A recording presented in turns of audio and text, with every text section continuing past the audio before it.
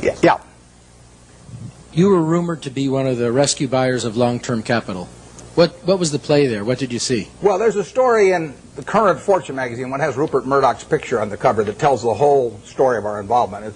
It's kind of an interesting story because it's a long story, so I won't go into all the background of it, but I got the really serious call about long-term capital probably, 4 weeks ago this Friday, whenever it was. It was my granddaughter. I got it in mid-afternoon, and my granddaughter was having her birthday party that evening, and then I was flying that night to Seattle to go on a 12-day trip with Gates to Alaska in a private train, all kinds of things where I was really out of communication. But I got this call on a Friday afternoon saying that things were really getting serious there. I'd had some other calls before that the article gets into a few weeks earlier. I know those people, most of them pretty well. A lot of them were at Solomon when I was there. And the place was imploding, and the Fed was sending people up that weekend. And so between that Friday and the following Wednesday, when the New York Fed, in effect, orchestrated a rescue effort, but without any federal money involved, I was quite active, but I was having this terrible time because we were sailing up through these canyons, which held no interest for me whatsoever, in Alaska. And the captain would say, if we just steer over here, we might see some bears and whales. And I said, steer where you get a good satellite connection, because I want. So it was. In fact, there's a picture, unfortunately, where I've got my Old Faithfuls going off behind me, and I've got my back to it. I'm on the phone, which was the people in the group thought it was kind of funny the way I was working the phone. But we put in a bid on Wednesday morning. By then I was in Bozeman, Montana, and I talked to Bill McDonough, the head of the New York Fed, about 10 o'clock. They were having a meeting of the bankers at 10 o'clock that morning in New York, and I caught him. We actually delivered a message to him. He called me out there in Wyoming a little bit before 10 New York time, and we made a bid. It was because it was being done at a long distance and everything. It was really the outline of a bid, but in the end, it was a bid for $250 million, essentially for the net assets of. But we would have put in $3.75 billion on top of that, and it would have been $3 billion from Berkshire Hathaway, $700 million from AIG, and $300 million from Goldman Sachs. And we submitted that, but we put a very short time fuse on it, because when you're bidding on $100 billion worth of securities that are moving around, you don't want to leave a fixed price bid out there very long. Plus, we were worried about it getting shopped. In the end, the bankers made the deal, and. But it was an interesting period. The whole long-term capital management, and I hope most of you are familiar with it, but the whole story is really fascinating, because if you take John Merriweather and Eric Rosenfeld, Larry Hillenbrand, Greg Hawkins, Victor Agani, the two Nobel Prize winners, Merton and Scholes, if you take the 16 of them, they probably have as high an average IQ as any 16 people working together in one business in the country, including at Microsoft or wherever you want to name. So there's an incredible amount of intellect in that room. Now you combine that with the fact that those 16 had extensive experience in the field they were operating. I mean, this was not a bunch of guys who had made their money, selling men's clothing and then all of a sudden went into the securities business or anything. They'd had, in aggregate, the 16 that probably had 350 or 400 years of experience doing exactly what they were doing. And then you throw in the third factor, that most of them had virtually all of their very substantial net worths in the business. So they had their own money up, hundreds and hundreds of millions of dollars of their own money up, super high intellect, working in a field they knew, and essentially they went broke. And that, to me, is absolutely fascinating. I mean, if I ever write a book, it's going to be called Why Smart People Do Dumb Things.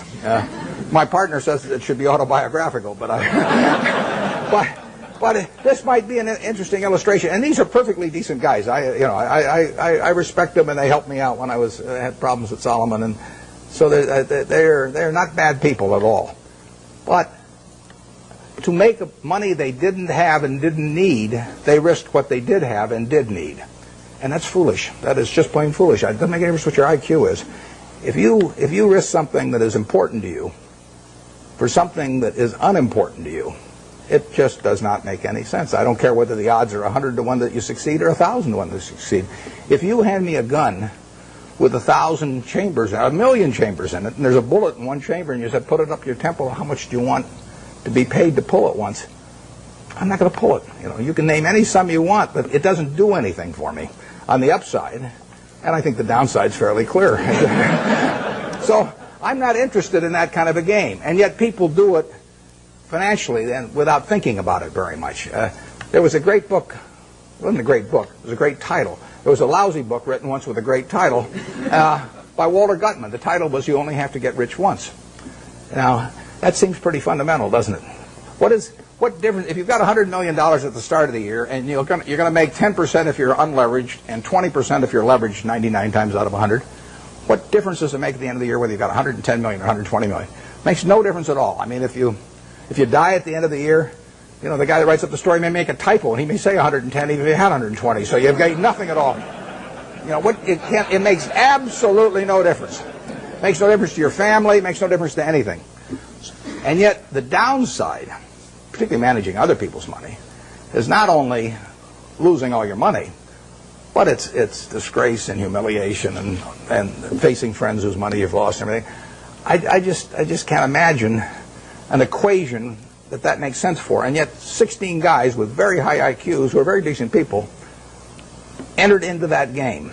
And I think it's madness, and it's produced by an over-reliance to some extent on things.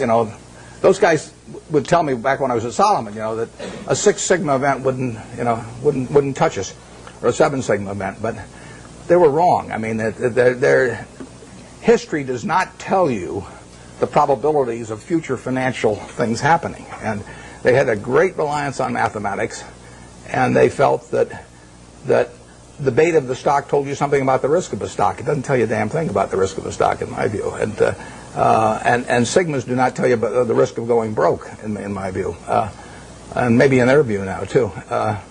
But I don't like to even use them as an example because they are. I mean, the same thing in a different way could happen to any of us probably, where we really have a blind spot about something that's crucial because we know a whole lot about something else.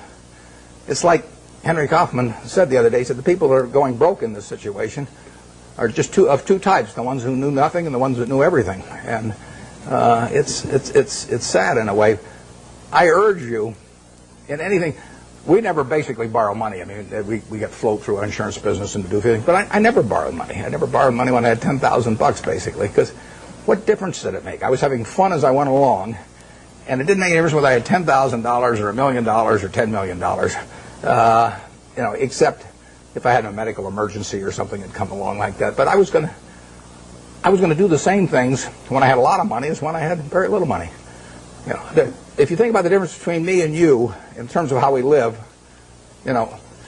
we wear the same clothes basically. SunTrust gives me mine, but you.